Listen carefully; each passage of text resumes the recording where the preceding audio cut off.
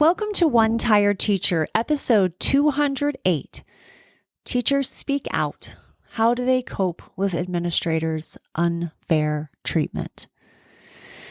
This is a heavy one today, my friend. This is going to be a difficult conversation, as it always is when we are talking about hurt feelings from all people involved. And today I sit down with a special teacher who wrote me recently, and we have been talking back and forth about some of the unfair things that have happened to her. It can be very triggering. I have had my fair share of experiences with administrators that have been unfair and harsh and even acted in a bullying type of behavior. And it was not easy. In fact, it was extremely heartbreaking. And it ultimately led me to want to leave the school system. And I think that can be really rough. I did spend some time on the other side, like as a student support specialist in more of an administrative role. And I do see how hard the expectations are for administrators. And so I know that it's not an excuse for behavior like that. It's an understanding of where people are coming from. And so I think that's an important thing to note. However, I don't think it's okay to act that way to others. And so that's very unfortunate. But I do think that not all administrators behave in this way. And not all administrators are difficult to work with. I mean, I worked for a wonderful administrator for nearly 20 years. So he is not in any way a part of what we're going to talk about. And I mean, nobody's perfect. Everybody has their ways of doing things, and also a system that's created things where unfortunately it can be toxic, even with the best of intentions. So I think that that's something to address as well. But if this is a triggering episode for you, then I think that maybe you skip it. Maybe you skip this week. And but if it's something that you feel like maybe I need to listen and maybe I need to hear, it's going to be uncomfortable, but I'm going to sit in my uncomfort and I'm going to work through some of those feelings. And I hope that you know that you're not alone and that you are supported, you're loved, you are worthy, you are important. So I want you to hear that part as well.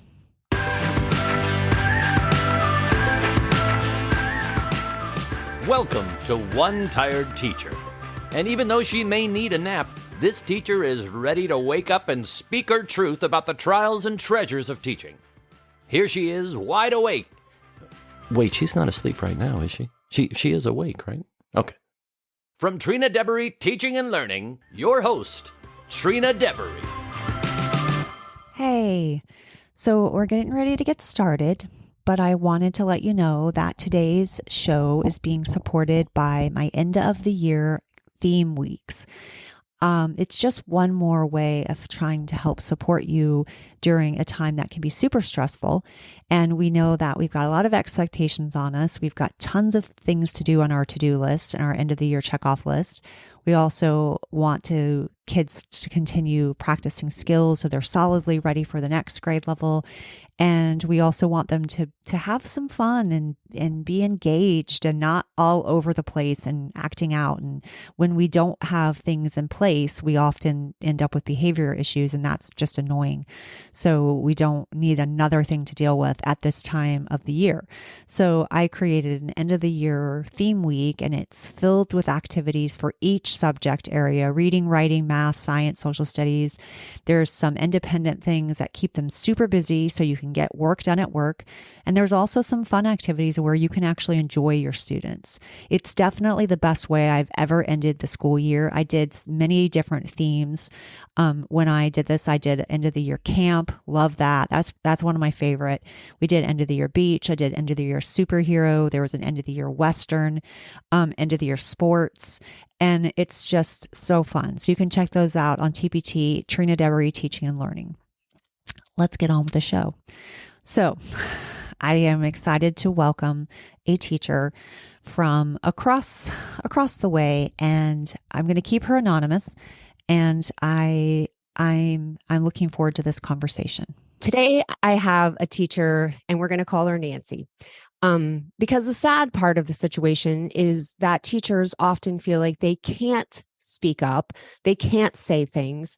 They feel like there's going to be some kind of retaliation, or they're going to get in trouble, or they won't be renewed, or any of those things, which is so dangerous and so toxic for that to even be a thought in our minds.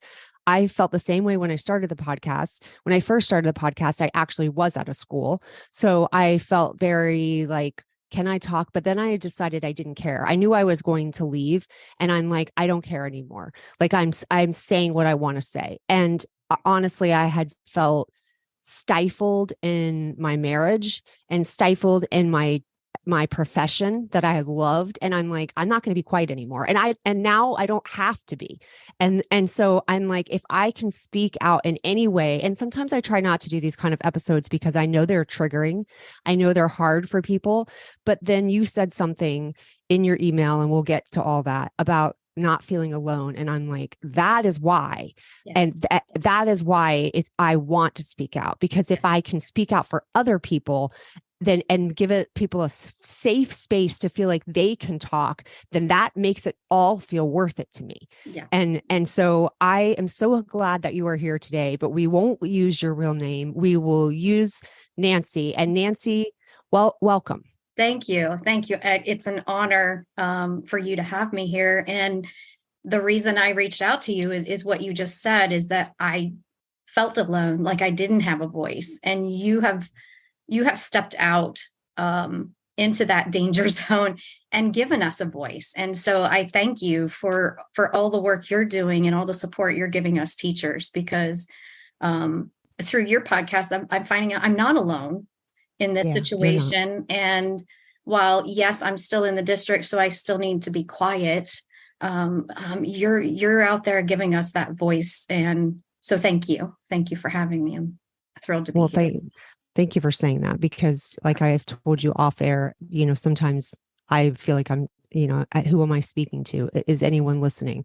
But then I get messages from people like you, and I think, okay, even if it's only you, that it makes it worth it to me. Yeah. And because I know that feeling, and I feel like the system, the way that it's structured and put together, is meant to make you feel alone. It is meant to pit teacher against teacher.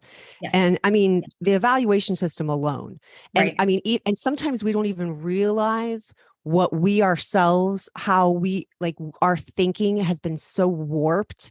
Yes. Even in conversations that you and I just had a few minutes ago, when we think about, like, the kinds of students that are placed in our class or whatever, when we are looking at kids like they're struggling or they're this or they're that, it's like we've lost our own perspective, because we know now that this is going to impact us as like effective or highly effective or needs improvement or any of those things. Oh, yeah. And so now children have actually they're pitted against us. The thing that they use against us to get what they want us to do, it's for the kids, it's for the students.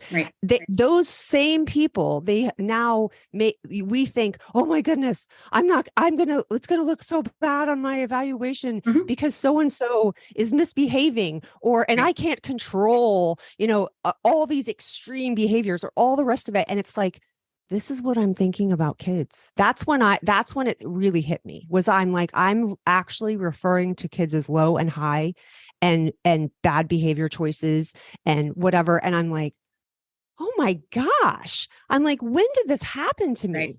When did I all of a sudden look? But again, it's because of the structure of the system. And all of a sudden you're functioning in this toxic environment, and you lose perspective. You completely lose perspective. Well, and it's so heartbreaking. I did 15 years of teaching fourth grade. And I can remember, I get my class list, and it tells me, this one has an IEP or this one is doing this or whatever. And you do those beginning of the year assessments. And I find out, Billy is reading on a first grade level in fourth grade. Yeah. And so and you're in going to my be mind, evaluated on it. oh, absolutely. And he's still that's going to the have to take the problem. fourth grade test. Yes. State test. And There's that's the problem. right. And Because so if we got rid of that, we could actually look at that student and think, oh my gosh, this child, that's he what I needs would so do much help. is at first I'm looking at it and my teacher heart says, oh gosh, Billy needs extra work with reading. I need to take a step back and meet him at his level and try to pull him further. And then, that's my first thought. But then my teacher brain says, oh no, you don't have time for that. Yeah. You've got to teach him how to find the theme within the reading and find, compare and contrast the characters and so I have to shove this terminology down their throat so that they know what the test is even asking for. Yeah. Let alone the fact, he's reading on a first grade level. He can't even read the directions on the test. And there's nothing I can do during the test to help him. You're not even allowed in my state. Yeah. Big surprise. Billy failed. He's not going to pass. Yeah. He totally failed. Yeah. It's like I could have told you that on day one. Right. I could have actually told you that information. I didn't even need to do this assessment that took 45 minutes. I could just tell you. I could have told you that day one. Yeah. Yeah. Yeah. But it's like somehow your fault that has happened. Absolutely. And it's like, if we can't meet, and in my state, we started doing this stupid thing where it was like, well, everybody has to be on grade level, practicing on grade level for the majority of the day. So we're not even going to meet you where you are. It's like taking a group of, I don't know, 9-month-olds and saying everyone must be running on grade level for 9 months is running. Everyone must be running. So if you're just crawling, then you know what? That's too bad because we got to practice running. Yeah. We're going to practice running even though you're a crawler. Yeah. And it's like, and that's the other part. It doesn't take into account the fact that some people take longer to get to a certain point in their academics than others. We don't get to take any of that into account. No. It doesn't matter what your background is. It doesn't matter if your mom didn't put you on tummy time. You are running at 9 months. Mm-hmm. And so, and also it's gotten more and more ridiculous. Doesn't it feel like it's gotten more as time has gone on because you've been in it long enough? I've been in, I was in it for so long. Yeah. I'm like, wait a minute, what I used to ask my first graders to do when I first started teaching in 1997 is what they are doing basically in pre-K. Right. And so I'm like, this is so, just because you've decided that the standard should be more rigorous and that some kids can do that, you've decided that everybody has to. Yes. Which is insane. That I could go on about that, but I won't get off on a tangent. All right. So you started, I know it's so hard. There's like a million things. Well, it's all connected and it all affects us all over. So yeah.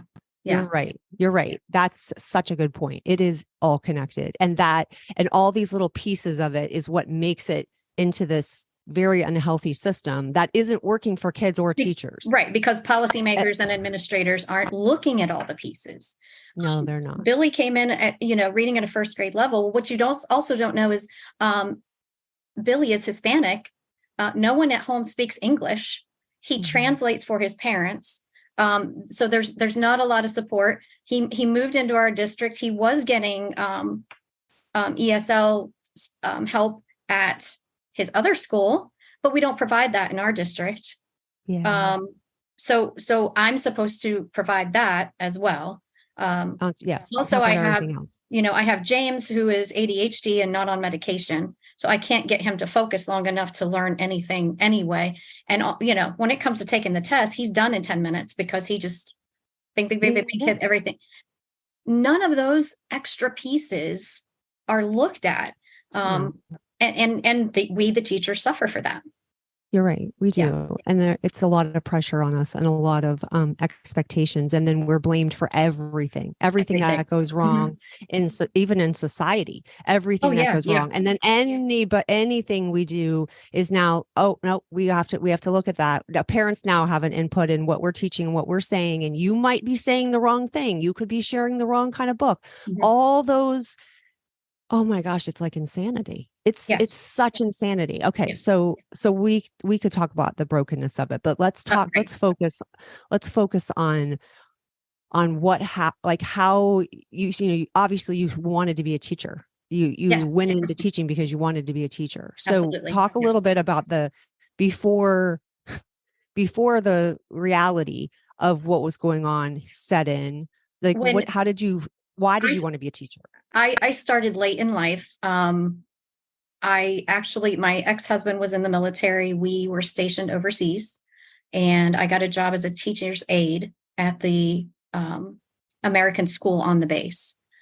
Absolutely fell in love with teaching, working with children and seeing them learn new things, that look on their face. Um, I love learning. I love that the power that knowledge gives you. And so I Yeah. wanted to share that with children. So when we came back to the States, I went back to school, had my own sons, started 2002. And in 2002, the standardized testing for the state was starting. My first job was in fourth grade. And people were saying, oh my gosh, back then it was the proficiency test in our state. Oh, and it was fourth grade, eighth grade, and I think 10th grade. There was only certain grades where they had to do it. Mhm. And if the kids didn't pass, they would be failed. And oh, so much pressure, so much stress. Are you sure you want to take a position in fourth grade? Well, I have student loans now. So yes, I'm taking I'm taking Yes. the position and I'll deal with it. So I started out teaching when it started in our state, and it was minimal. Yeah. And at the time, I felt like the assessments were doable for the grade Mhm. level Mhm. for at least the middle and the high kids. The lower kids maybe struggled some, but they had, there were just Yeah. their issues that they struggled with everything. Um, Yes. so I could see some issues there then, but again, it was still doable. And so for a while, I would say for the next 5 to 10 years, things were doable. They started to Mhm. increase things then, now we do it in every grade, but we only do it for reading and math. Well, now we're going to add science, and now we're going to add social studies, and now we're doing it, twice a year in some grade levels.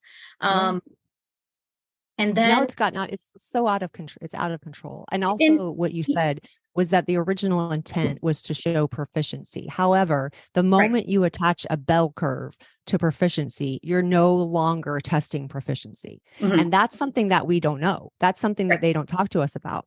They don't tell us that there's going to be a certain cut, basically. And it doesn't matter where you are. If you're below the cut, then you're considered not proficient. But that isn't testing proficiency. And so Right. that's the thing that's Right. so frustrating about this is you could get them exactly where they needed to be, but if your class as a whole wasn't above this cut score or this whatever, then it's not, then you guys didn't do well. Right. And which is, if it was truly, you're truly measuring what I know, and you're not throwing in their questions for next year too to see what I don't know, because Yes. I can tell you they Yes. don't know Yes. that That yet. came along Yeah. later as well. Yeah. Yes. Then they And started it's throwing like, that in. or Sure. these kinds of confusing questions where we literally are trying to trick kids. I used to Yeah. teach my kids that I taught them that they actually were being tricked, and that we were Mhm. detectives, and we were going to determine what the trick was so that we could see where the tricky questions could be. Because I felt like I had to teach them how to analyze that as Absolutely. second graders so that they Right. could Yeah. understand that, because I'm like, they're trying to confuse you. Well, When and you that's what ask a question like this, you're trying to confuse someone. And right. that's so It's annoying. become teaching students how to take a test, Yes, not exactly. teaching them content. Yeah. Um, in the beginning in our Or even state, how to think right, differently. right. Yeah. In the beginning in our state, teacher evaluations were not connected to these Yeah. tests. And so The again, same. as about 10, 12 years ago, that's when that started. I Mhm. remember going into a meeting and they're saying, okay, in our state now, teachers are going to be evaluated, and here's what we're looking for. And there were like 3 different evaluations that they looked at. Of course, state testing was one. Annual yearly progress was another, AYP, and then there was, I forget the other one, some acronym, but all of them were based on the performance of our students on this one test on one day. Yeah. And we were all like, what? You've got to be kidding me. Yeah. So unfair. We're doing So these other unfair. assessments in our classroom, and look, Billy, who was on that first grade level at the beginning of the year, by halfway through, he was up to second grade, 8th month. He's made over a year's worth of growth in 6 months with me. How about that? Yeah. How about that? Let's celebrate that.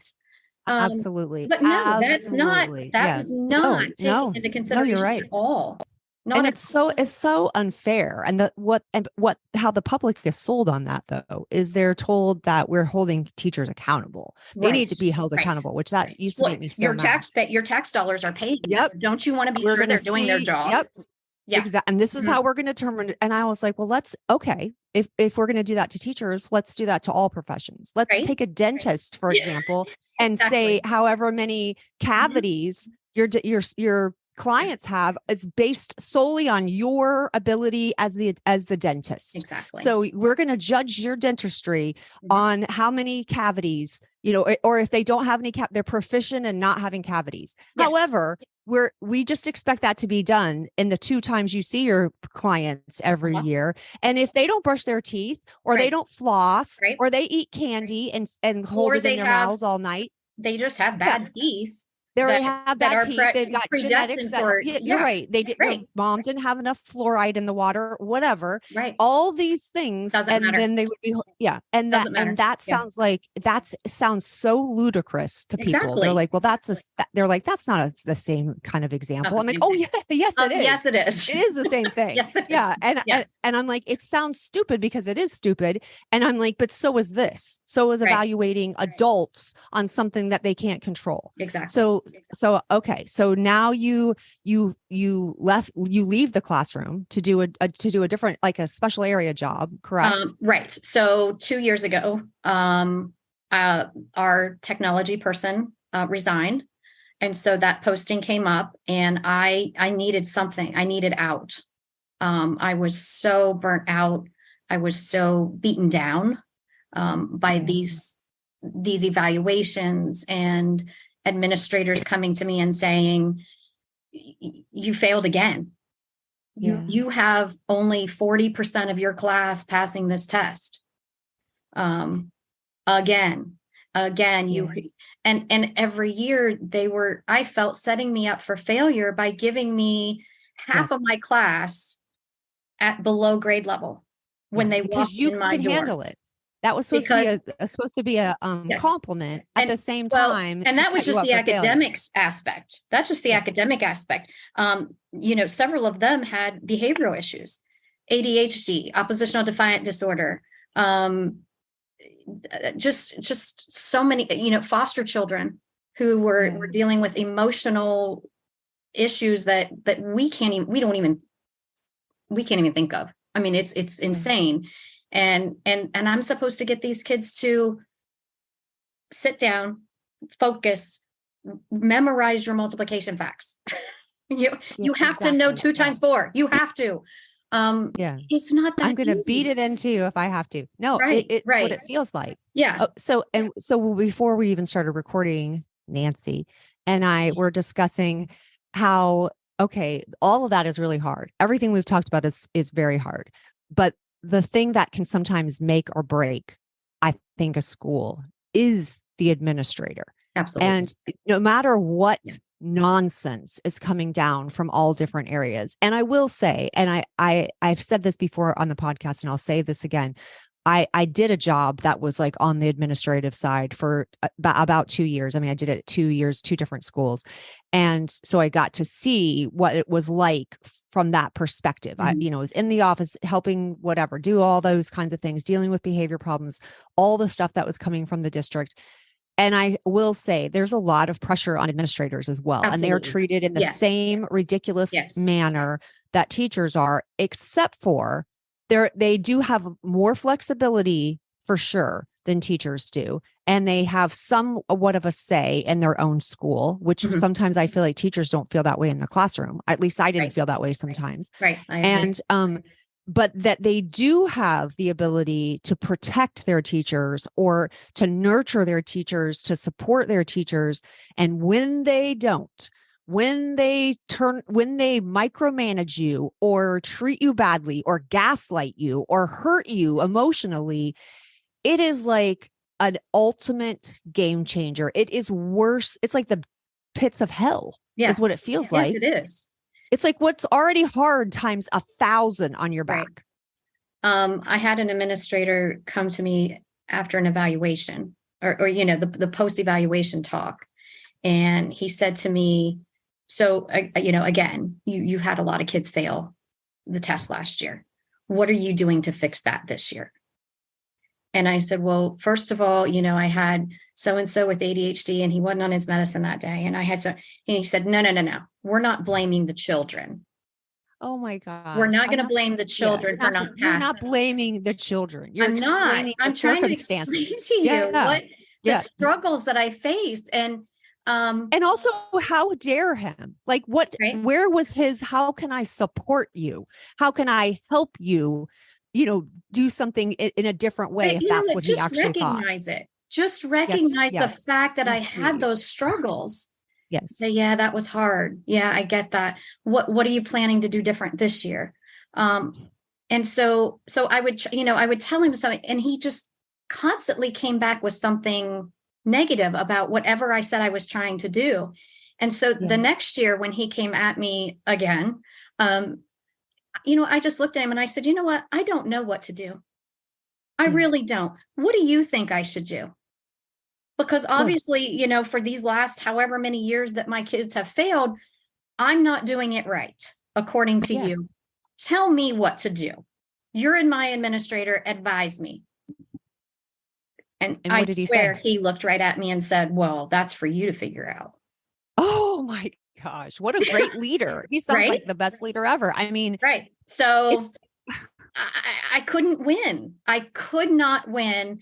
And I struggled for many years, soul searching and debating. I hated going into work. I hated teaching. I hated being around kids because I just couldn't fix it. I felt like I couldn't do it right. There was nothing I did was right.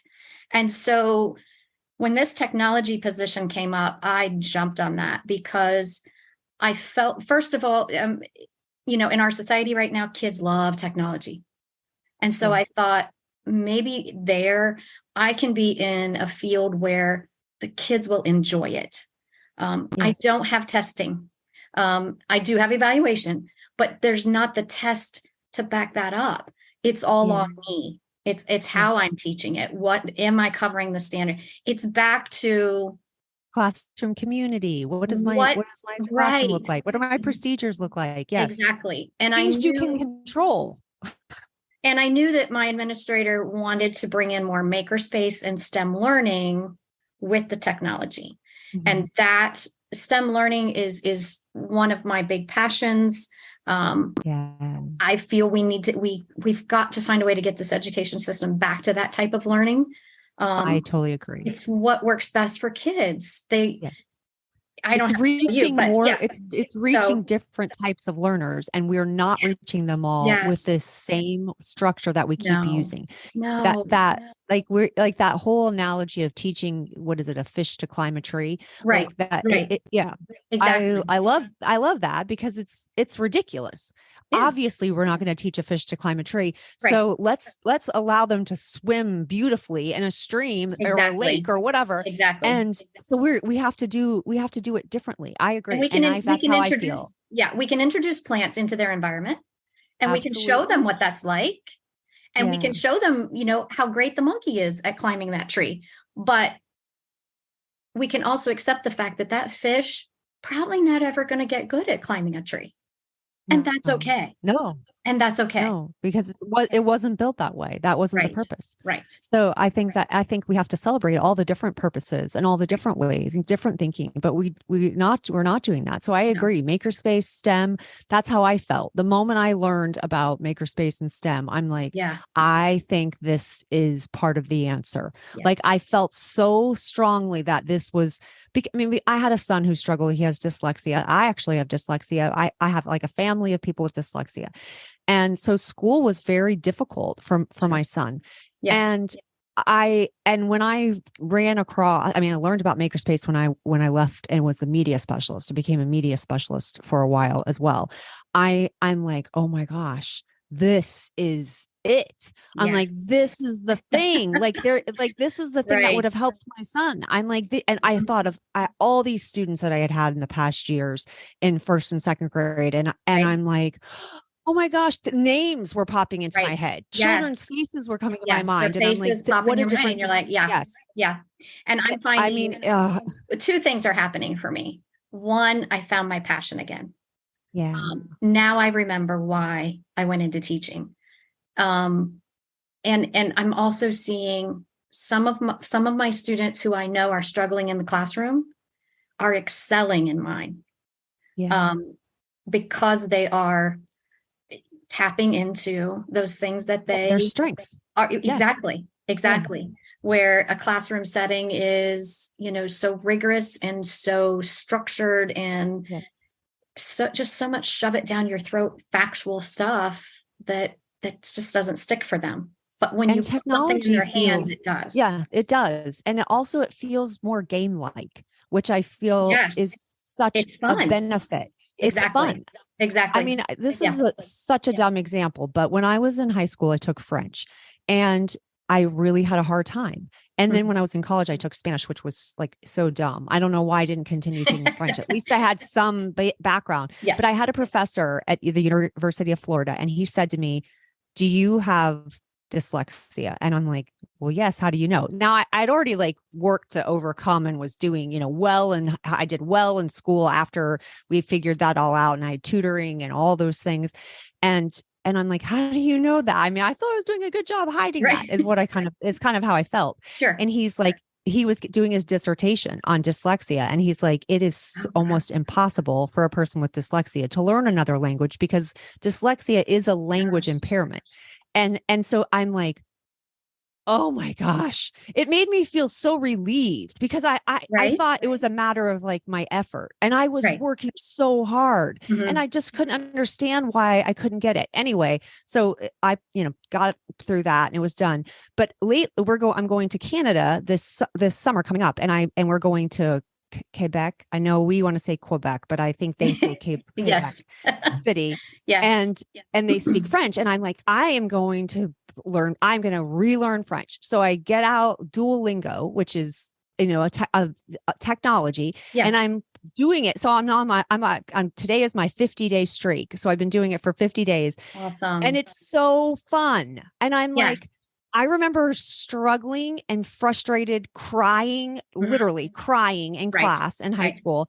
And now I'm like, oh, I got to get that cha-ching, or I got to get they pop up and give you a cake and then the guy throws it in his face. Stupid little rewards like that. Game-like things makes me even the streak alone, like how that in my mind, I'm like, I can't break my streak. I'm on day 50. Yeah. So it's things like that. And I use game-based learning. I try to use the example of, as adults, there's things we don't like to do and things we're not good at. We choose not to do those. Now, yes, I tried to play basketball, but I'm 5 foot tall. I realized, very early on, I'm not going to be good at basketball. And you know what? That's okay. I'm going to go try something else.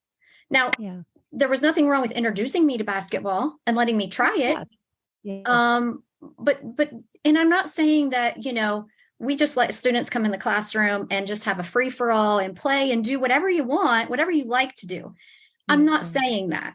I know they need to be introduced to so many different concepts, and I'm okay with that. But then we need to present it to them in a way that is enjoyable. I don't want to go clean the bathroom. I hate doing that. I would rather go, Yeah. sit on my phone and do Pinterest or something. So Yeah. if it's more fun for me, I'm going to take more of an interest in it. Yes. Yes. So if somebody made basketball more fun for me, maybe I would have tried it more, Yeah. No, yeah. Yeah. So It makes such a I think difference. So people so technology has become the place where you get to make it more fun for more fun. kids. Yes. Yeah. And I think people get in their mind, oh, if a kid's having fun, they're not learning. And we need to get past that thought, because that's agree. not true. They're And actually that's how going to learn kids more. learn. Yes, Yeah, they're going to learn yes. more when they're having fun. When we look at brain research, and it talks about when you're happy, how much more information you hold on to just Right. when you're in that happy zone. Exactly. I'm like, why? And that's how kids learn, is through play. Exactly. But we've acted like it, like how it makes me think of Matilda.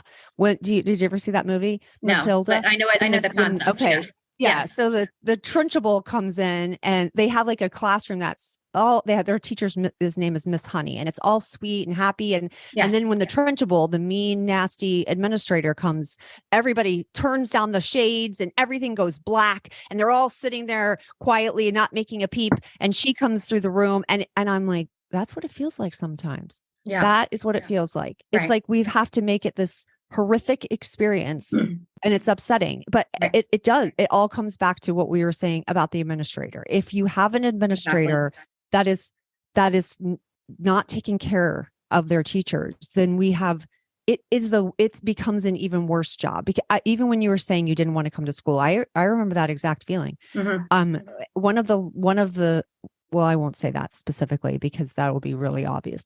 But one of the jobs I had, I literally had to drive in my car with this song, this very inappropriate song that was on YouTube. It was a video, and it was called F this SH, Yeah. I'm out. That was the title. And I'm like, and it was like this little cartoon thing I had to listen to that song over and over and over again just to get myself to go in the door.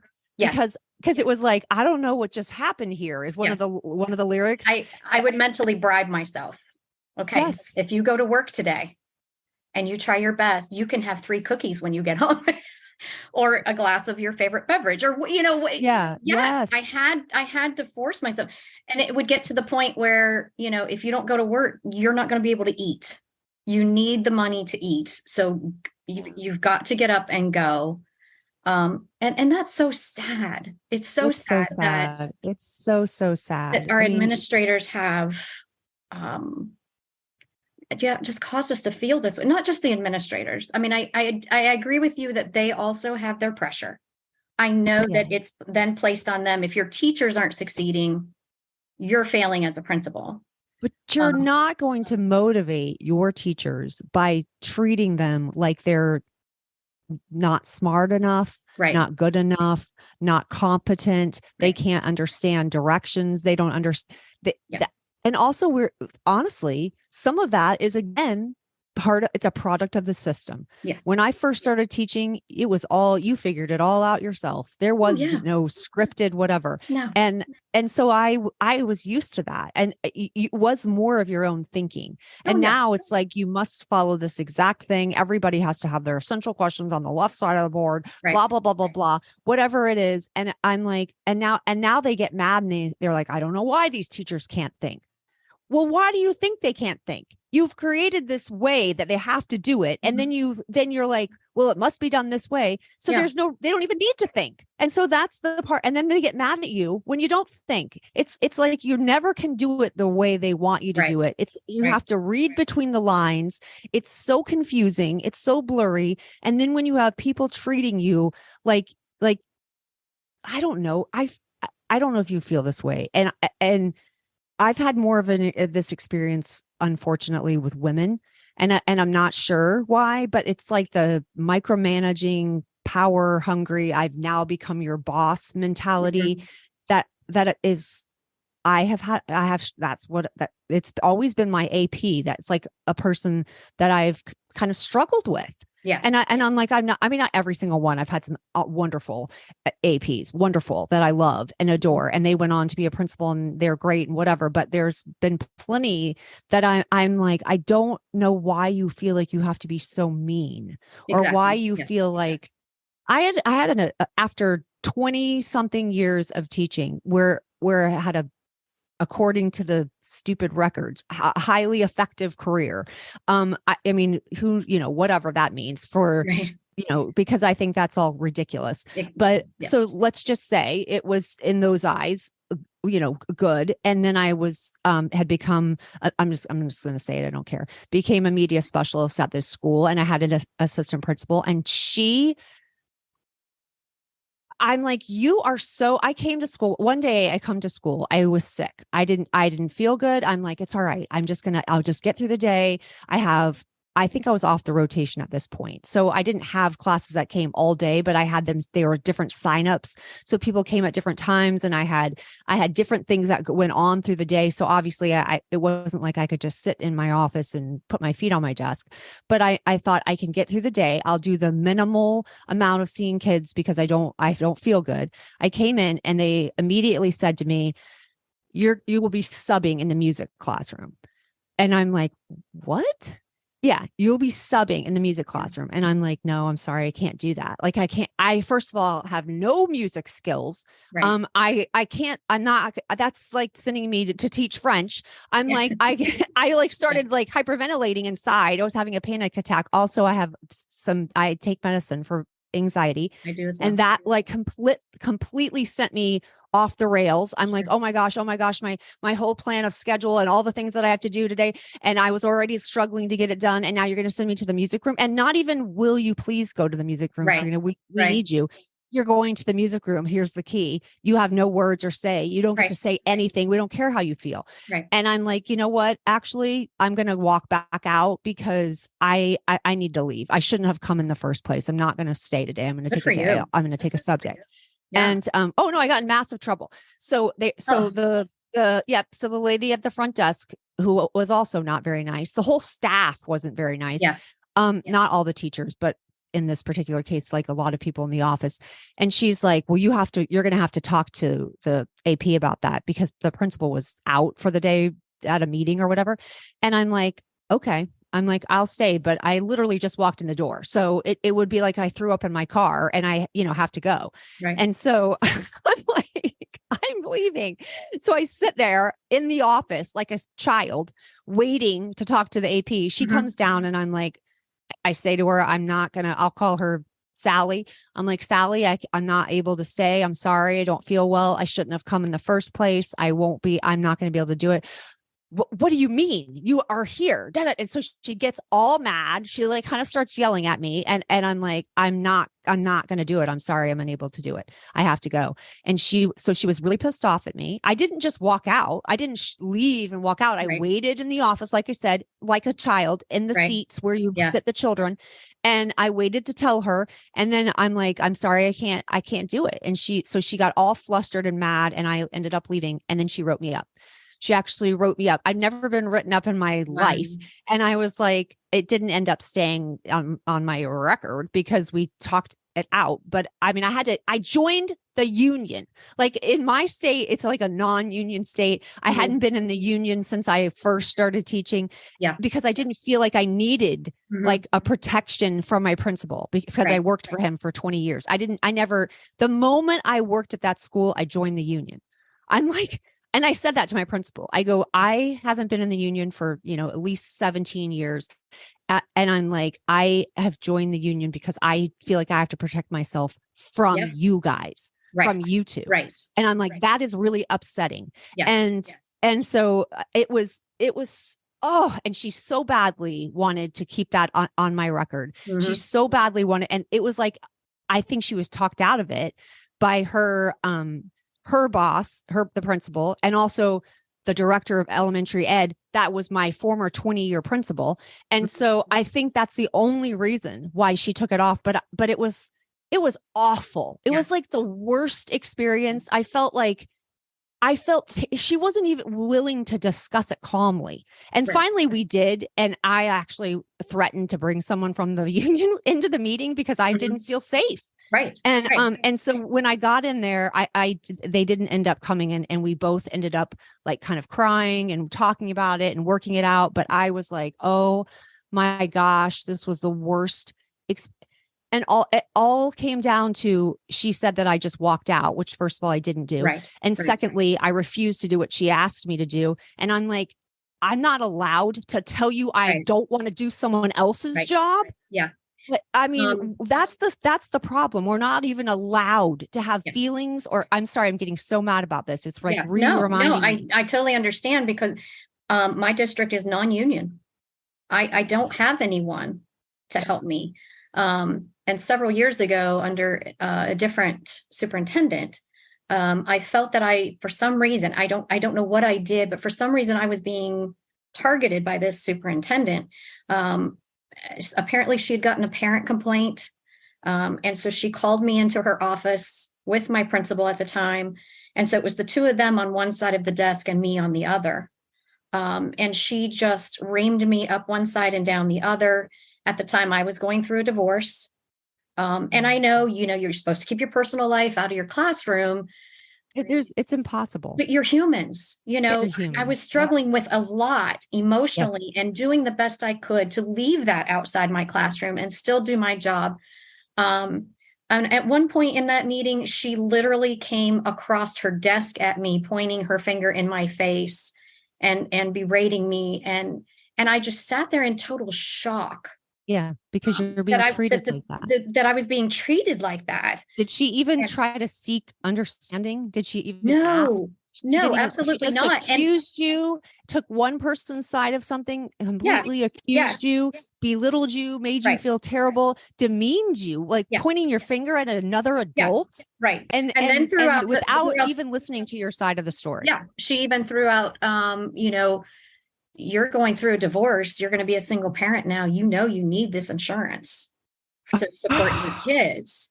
And then my principal, I kept looking over at her like, why aren't you helping me? Why aren't you saying anything? She was silent the whole time until at the very end. And then she came at me with, if you can't comply to to what I need you to do, then perhaps you don't belong in my building. And I again, I was just dumbfounded that this was, she never treated me that way in our building. But in this meeting with the superintendent, she came at me as well. And then afterwards, she was helpful. I got put on an improvement plan.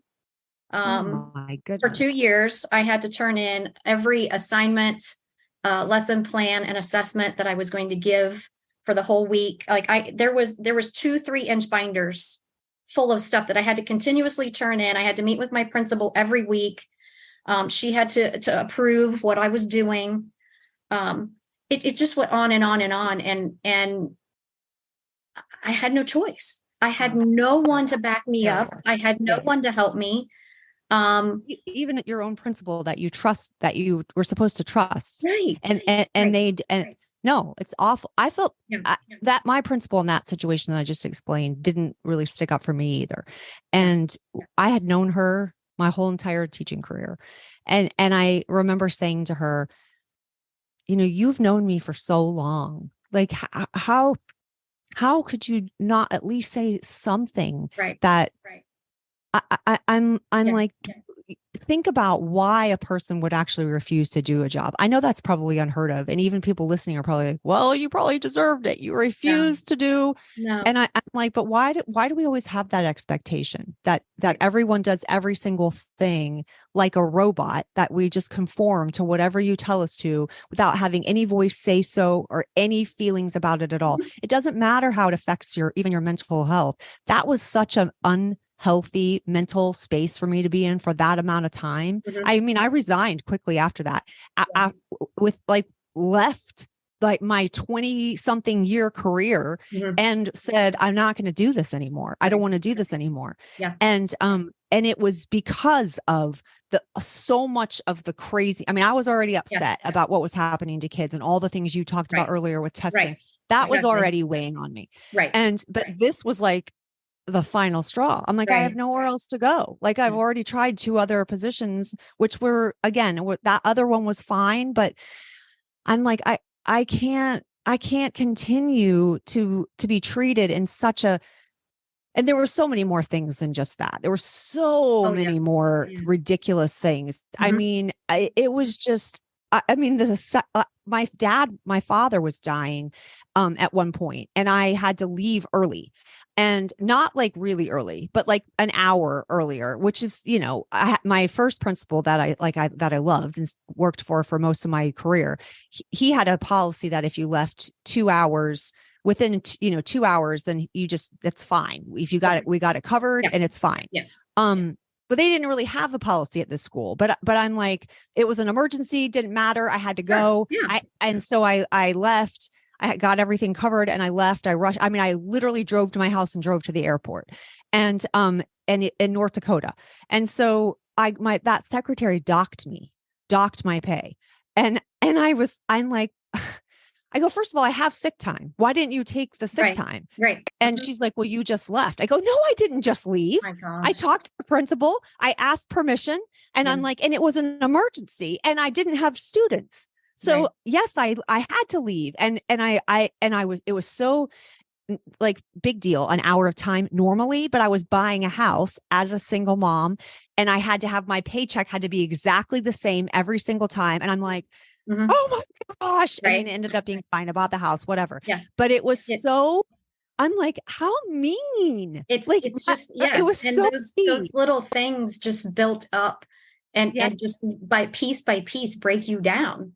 And Yes. like I said, it's been 12, 15 years of this mentality, because then that superintendent hired in principals who worked the way she did, and so my current principal is very much like that. He was doing those evaluations when I was teaching 4th grade, and what are you going to do about this? How are you going to fix this? And I don't know. You tell me.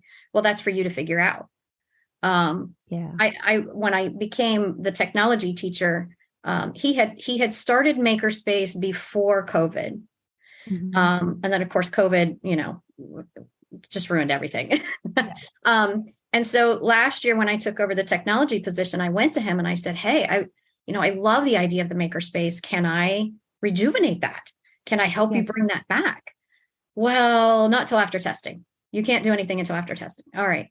So I planned some things. After testing, we have 6 weeks of school left. I was going to say barely any time. Right. And so trying to come up with makerspace projects. I had very minimal supplies. Of course, that's a whole nother issue we can get into, is the financing of things. Yes. So I had to plan out some careful projects that the kids could do within the 6 weeks when I see them once a week for 50 minutes, with the supplies that I had. And so I did that. And then at the end of the year, I went to him and I said, hey, this has been awesome. The kids love it. The teachers are telling me the kids are so excited. They can't wait to come see you. Here's how I can make it even better. Here's this big plan. I did a presentation with a slideshow, and I had pictures of the kids and ideas and how I can incorporate not just technology, but STEM learning and social emotional learning and all this stuff I can do. And my kind of key thing at the end was, hey, look, I can do all this stuff on one teacher's salary. You don't have to pay any extra money to get all this. And so when I finished, he leaned back in his chair and looked at me and said, well, it's my job to reel teachers in when they get too excited about things. Oh. And so my heart just sank. In that moment, I was broken again. I was so excited about what all I could bring to the table, what all I could do for our students. And it was his idea in the beginning. But because all of this was not his idea, he stifled you. said no to all of it. So then I struggled for a little while. The wind out of your sails. Exactly. And so it's demoralizing, and I feel like, I feel so angry listening to you say it that it makes me even want to say things like he should just be ashamed. And I hate using shame because I think Yeah. shame should not be used as a weapon. But I'm like, I'm so disappointed in that response from him. That is his job as the leader to motivate you and excite you, I not to don't, hold you back and right? stifle you. And why wouldn't you want Like your you're teachers like a excited? stallion. You can't put a stallion in a crate. Yeah. Like you Yeah. gotta let them run Right. free. For a while I struggled and I was kind of basically, all right, F you. I'm not Yeah. doing anything. I will do I'm the not doing bare anything. Yeah, minimum. That's all yeah. you're paying me for. I will just cover these standards and nothing else. Yep. And what got me was in the last few weeks of school, my students who I was going to have again this year, so many of them came to me and said, "Are we going to do this again next year? This was awesome. This was so fun. I loved this." And so I had to do what is best for my Yeah. students. And I said, you know what? Yeah, we're going to do it. We're going to do it. And so I kind of have been sneaking behind his back and doing it Yeah. anyway. I've Well, been doing he's not it going to anyway. monitor. Doesn't have enough time to monitor you. Right. So And I think that's what we have to do. Yeah. I really do. Yeah. I think we shut our doors and we have to do those kinds of and things. I've been fortunate that I have been presented with some grant opportunities.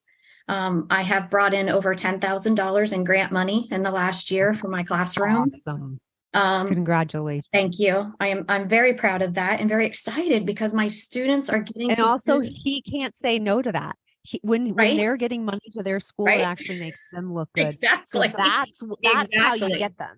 Yes. That is Yes. so smart. So so then he came to me, I would say maybe right before Christmas this past year and said, I think I will go ahead with this whole makerspace STEM idea for next year.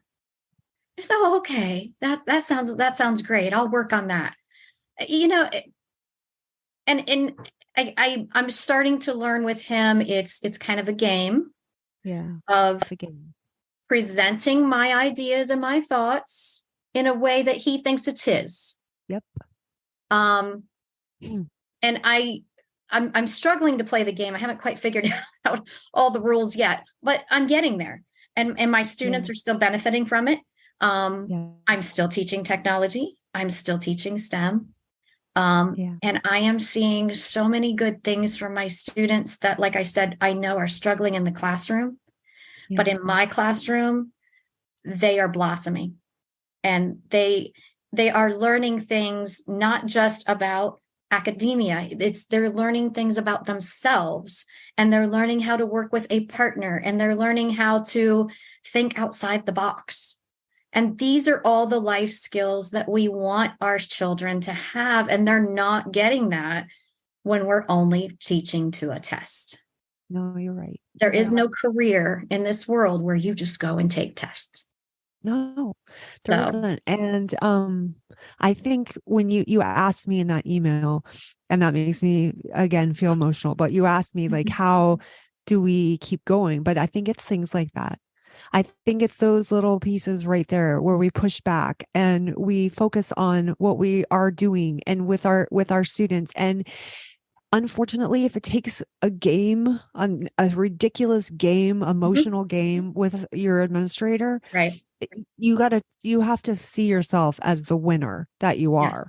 Because you're impacting the lives of students. And I know it's so heavy to carry that, to have to play this ridiculous game with him.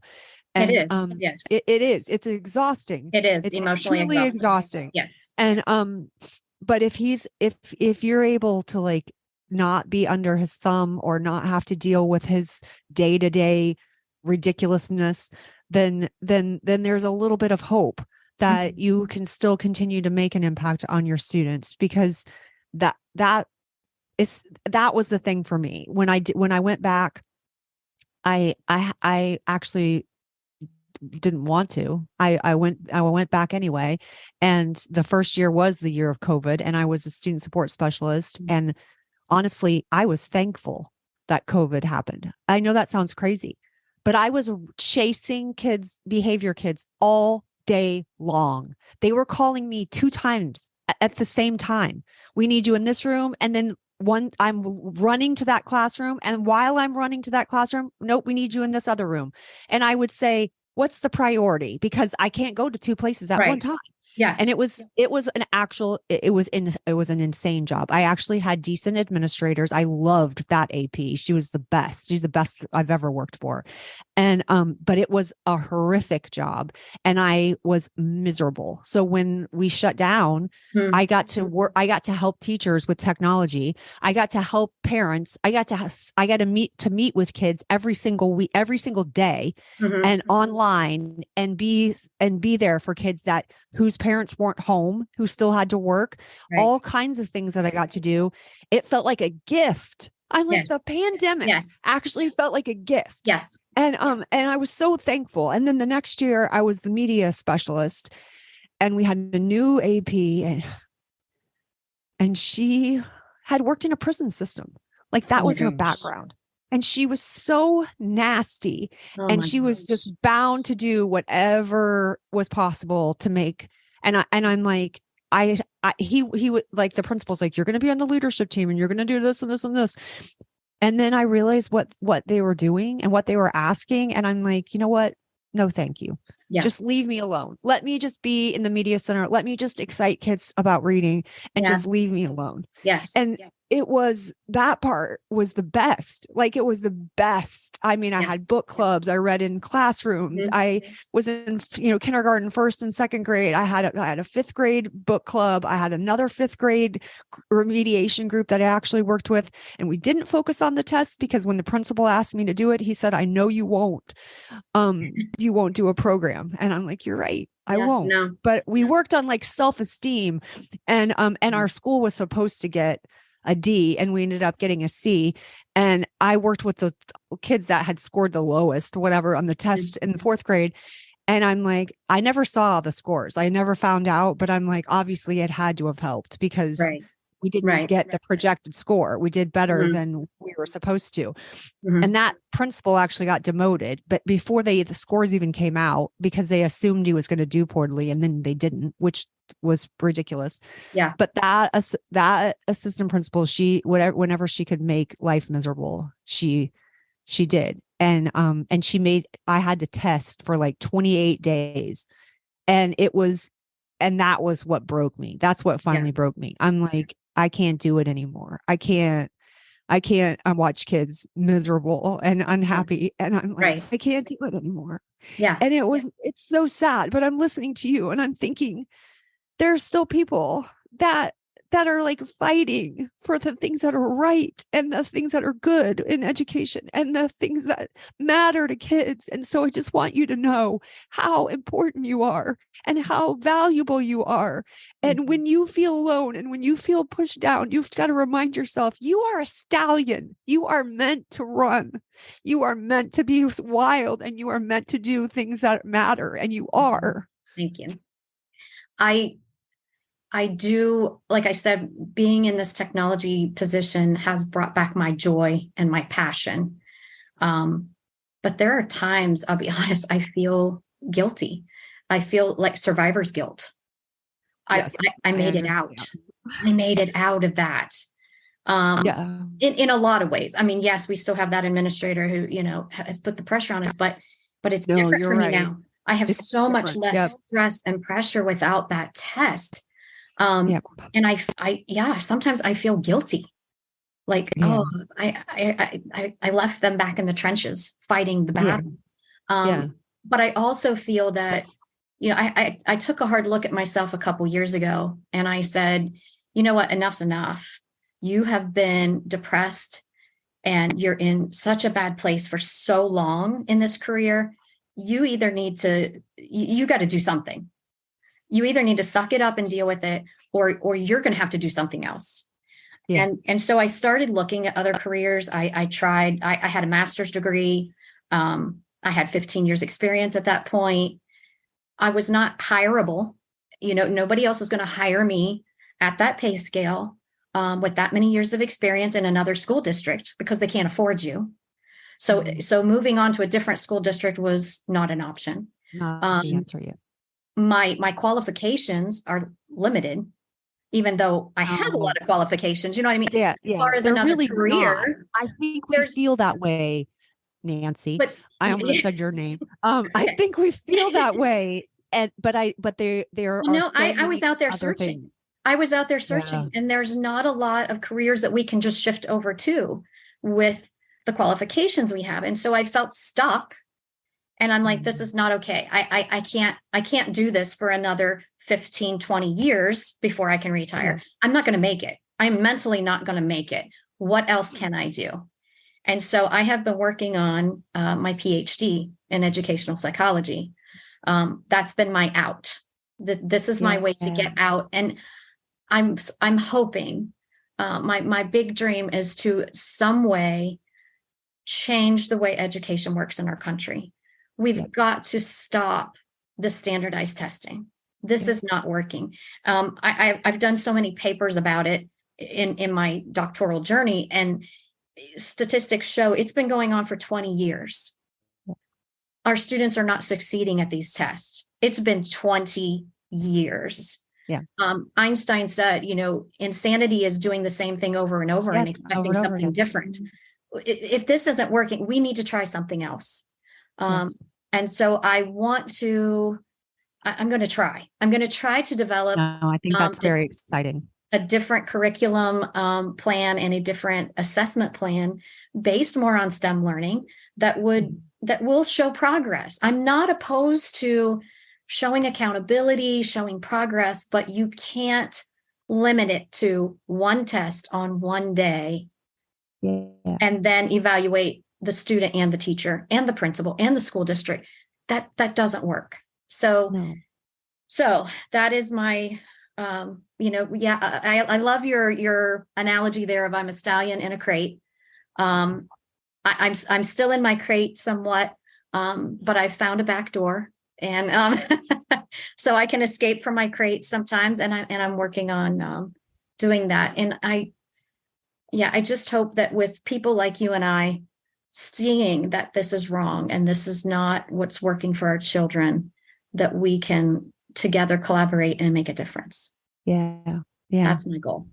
I think that's beautiful. And to imagine that as the future is like brings a great deal of happiness, because that's, it's, I hope you're right. It's, it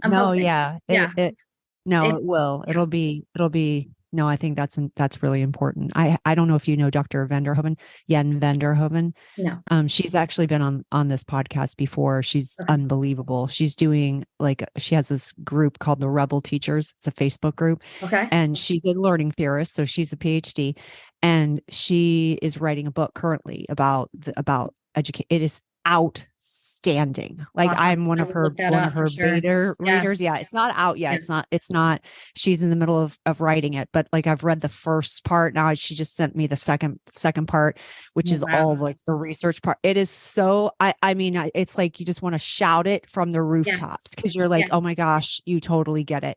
So there are people out there that are working, that are dedicated to helping. And through my research too. Yes, I have found there are people out there that totally agree with us. They are published writers, they are PhDs, and they are saying we need to have the band science together. Yeah. Yes, we have the science to back this up. So and not because even when you said that about survivor's guilt, I'm like, oh my gosh, I feel that way sometimes. I do feel that way sometimes, but it's that's just another thing that will be used against you in an unhealthy system. So no, I'm not going to accept that. We can just continue fighting on for kids and students and teachers and educators that are stallions in a crate that need to be able to run free. And that is true for teachers. That is true for students. We know that what they're feeling. That's why we have the survivor's guilt, is because we also see it can be better on the other side. You're right. And so that does and drive how me as unbelievably eye-opening it is when you take a step back and you go, oh my goodness. Yes. So it's worse than you even realize when you're in the middle of it. It's worse than you realize. So it's Absolutely crazy. All right. Well, I'm so, thank you so much for coming on and sharing your story and and for being you. Thank you. It has been an honor. And again, I can't thank you enough for what you're doing, and how much you're touching the rest of us who are still out there. Knowing that we're not alone means a lot. It means a lot. Keep up the good work. You too. All right. Thank you so much. Oh, thank you for sticking around. If you want to share your story or you want to talk the trials and treasures of teaching with me, then reach out at tdeboree at TrinaDeboreeTeachingAndLearning.com. Wow. Until next time, sweet dreams and sleep tight.